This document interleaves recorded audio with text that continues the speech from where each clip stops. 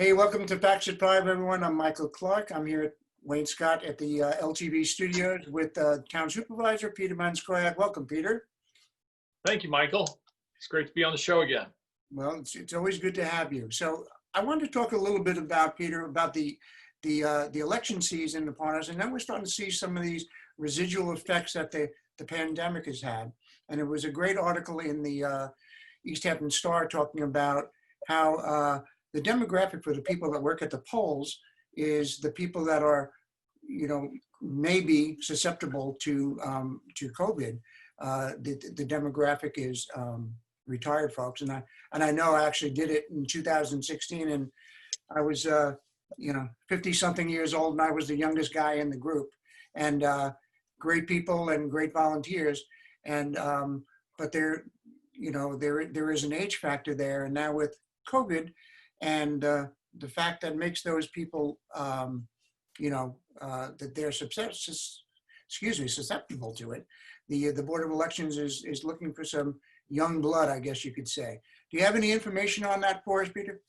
Well, I think that's certainly true here locally. I mean, I know when I go to the polls, I see the same folks that I've seen really for decades. The dedication of those individuals to ensure safe, fair, and efficient, elections is really wonderful. And I know this is not just for our local, elections here. It's something that's true in the demographic pretty much across the country.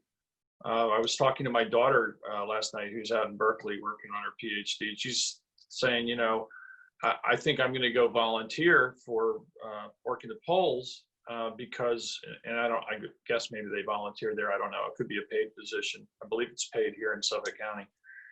But she, was saying, look, I'm a younger person. I'm less susceptible to having serious impacts. I really want to make sure that, people don't have to wait in long lines for the election.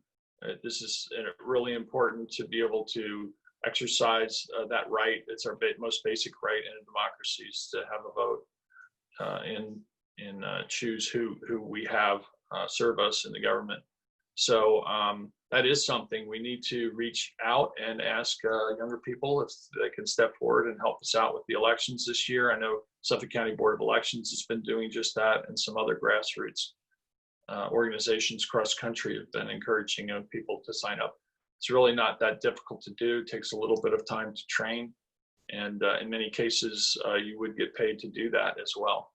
Yeah, it's a paid position. I know it's not a lot of money, but it was actually kind of fun. I did it, like I said, it was when Obama was when he was elected the first term, I think it was, and it was it was quite a historic election at the time, and I had a good time doing it. It was a long day. It's you're there from really early in the morning till later at night, but the people that you work with were really nice, and I guess it'll be a little different this year with the social distancing and stuff. So, but folks, if you are interested in volunteering, you can go to the website on newyork.gov for the elections area, and they will give you all the information that's on there, as Peter talked about. Now, Peter, one of the things that has been very hot also is the Montauk Brewing Company, how we get into these kind of things. And I know that you folks talked about this at your board meeting the other day, because it's a hometown business that's really catching some flack about at their, they were supporting the Black Lives Matter movement, and just in terms of a sign that was up there, and it's kind of escalated into this big thing. What are your thoughts around that, Peter? Well, as I understand it, they have a chalkboard, a little sandwich sign out in front of the shop or whatever, and I think they had put out Black Lives Matter or BLM on it. I'm not exactly sure which. We're so polarized now about every little thing. We've seen this trend where if business owners support one political view or another, the other side will, seek to boycott that business or whatever. And, I think it's really just gotten out of hand, frankly. And I'm concerned also about the outside influences really coming into our community to try and take down a local business because they believe and support in support, equality for all. And that's really what they've said. There are inequities in our system right now, Sure. some systemic. And, I think there's certainly been so much more attention paid to those inequities since the murder of George Floyd. At the same time, we can't have every policeman in the country painted with the brush, because one policeman murdered that individual. Right. Frankly, I am so proud of our local police. We've under the leadership of Mike Sarlo and our staff on the PD have been really good at community policing and, holding those ideals high. We know our policemen, we have relationships with them. And, we saw that in Montauk after a tragic accident there when Sylvia Overby and I went and spoke to, 40 or 50 Latino folks in Montauk about that incident. And the one thing that came out of that discussion that made me most proud was they said, look, we know and we trust our local police. We have relationships with them. And that made me so proud. And it shows that our community policing works. Of course, there's always room for improvement. But it would be great just to see everybody back off of this whole idea. Our basic founding principles here in this country is that you don't have to agree with everybody. You have the right to your own views, to follow your own religious beliefs, and whatever it is, race, color, creed, everybody has those inalienable rights. And it's when folks try to force their beliefs on others that we get into trouble. So, live and let live. This is a homegrown business. Yeah. And in fact, Eric Moss used to babysit my children when they were young. He kind of helped teach my son how to snowboard when he was first starting out snowboarding. Great kid, great family. Eric's father's a retired East Hampton policeman. I just think it's so sad when we get polarized. Good beer matters too, by the way. And they do brew a really good beer, a number of really good beers there. And this is a time when we should all be supporting each other. We shouldn't be singling out and bringing this kind of divisive discussion forward. This is a time when we really need to be coming together more now than ever. We face so many challenges as humans right now, whether it's globally or locally or nationally. And the only way we're really going to get through this is if we really seek to help each other out. Let's not focus on our differences. Let's focus on our commonality. Let's move forward and really try to do things together that we can agree on. And, put the other things that we don't agree on, okay, we respectfully disagree, and leave those aside. And let's focus on the things that we can do together, that we believe in together, and I think we'll be a much better community for it. And let's fight against the divisiveness. Very well said, Peter. There's nothing for me to add to that. That's for sure.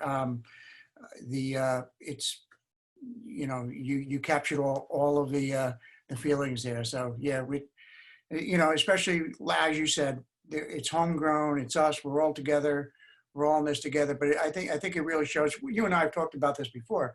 That how quickly people are to jump these days, and there is that divisiveness. And I think a lot of it has to do with us, frankly, just being cooped up. That's just my personal opinion. No scientific data on that, but we're all stressed, and we just got to take a step back and just breathe a little bit and move forward together. So you're absolutely right. And now's the time for your favorite part of the show here, Peter, and that's the question of the week. And that comes today, comes from Alan of East Hampton today. And I'm going to read this right off. Is there a term limit? And this is a good one, because I actually thought about this too. Is there a term limit on positions on the town boards, such as the Architecture Review Board or the Planning Board? And also, why aren't those board positions voted on? So those are good questions. Yeah, they are good questions. The first question is, are there term limits? And there is a term for each of those positions. Planning board, it's 7 years. There's 7 members. ARB, zoning board, 5-year terms, 5 members. And the whole idea of that is that they're appointed to a term, and that, you know, they could be reappointed at the end of that term for another term. And in some cases, if there's somebody would resign and leave 2 years on their term, they could be reappointed to the shorter fill-in term or whatever. But there's no law that says you cannot serve more than a certain number of years on any of those boards. Okay. I think the reason they're appointed and not elected is that that insulates them from politics to some degree. In that there's more continuity in institutional knowledge that travels across sometimes multiple administrations. So that if they were all elected in a single year, like the trustees, you could turn over the entire direction. And, you know, we really don't want to see with our zoning and planning that kind of turnover all of a sudden go a complete different direction. And it also makes sure that there's a balance because generally, you know, administrations change back and forth. They appoint those vacancies, and then the next administration gets an opportunity to appoint vacancies if they come in.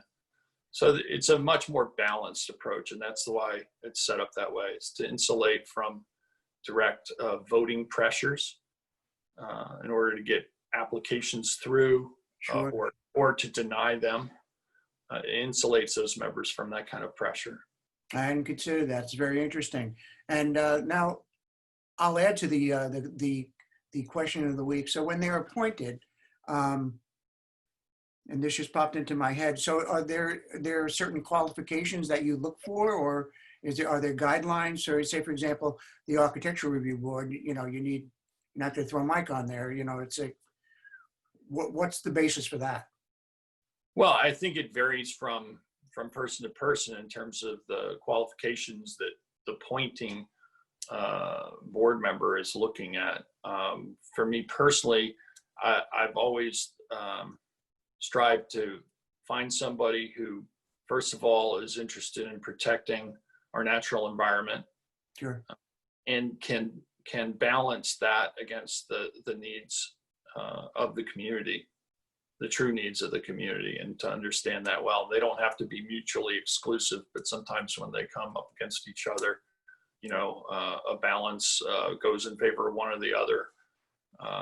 And I think, you know, I'm always looking for people who are logical and rational, who will listen carefully. I think that's one of the most important traits in a board member, is to listen very carefully, to try and see all sides of an issue, and then weigh those different views and perspectives against what you think is really right in that particular case. So that's where I come from in terms of looking at appointments. I don't look at appointments based on political affiliation at all. I don't think that's appropriate, because once you're in a position like that, you're not to serve just one political affiliation. You're to serve the entire township, and you know, we have a diverse township, so you take on that mantle and you do what you think's best for the entire community. That's a great answer. And Alan of East Hampton, I hope that answers your question. It certainly does for me. And Peter, what else is hot? What else is going on? Well, the temperature is not quite as hot. What's hot and what's not. You know, we got that little breath of cool air come through, and things will warm up again. But I'm actually looking forward to spending just a little bit of a staycation here right before Labor Day. Oh. Maybe I'll get out on my boat a day or two. I don't know. We'll see. It's been a pretty long haul since February. Very little time off, And, you know, things seem to be in a pretty good place right now for us. Again, I'm so proud of our community for stepping up and following the guidance from medical professionals and science. That's really kept our infection rate low. They've heeded our advice. You know, we've worked very hard with the business community to try to bring businesses back and get them open as fast as possible without sacrificing safety or putting folks at risk. Again, I'm really so proud of our community. We need to continue to be diligent. And I think honestly, that's what's hot, you know, that we've made it this far through the summer. You know, some folks are really still struggling. I think we have to, you know, be mindful of those people and give a helping hand where we can. You know, the economic impacts will be lasting. There's some businesses that have actually more than prospered. They've had the best years ever, depending on what line of business they're in. Right. And we may see with, you know, more folks here longer term, they may stay well into the fall and even into the winter. We may see our businesses become a little less seasonal as a result. So this is all uncharted ground, but I think right now, at least we can feel pretty good about where we are in the summer that we've had so far. Things seem to be improving, and we need to keep that trend going. Absolutely. And yeah, we have a lot to be proud of on the East End here. And thank you to you and your team for providing some guidance on all of that. And thank you once again for coming out on a Friday and joining us here at LTV. And hopefully we'll see you next week around the same time. Absolutely. Absolutely. Okay. Be very happy to come back. And thanks again for having me on the show. Oh, you're very welcome. And we'll see you next time. Good night, folks. Thank you.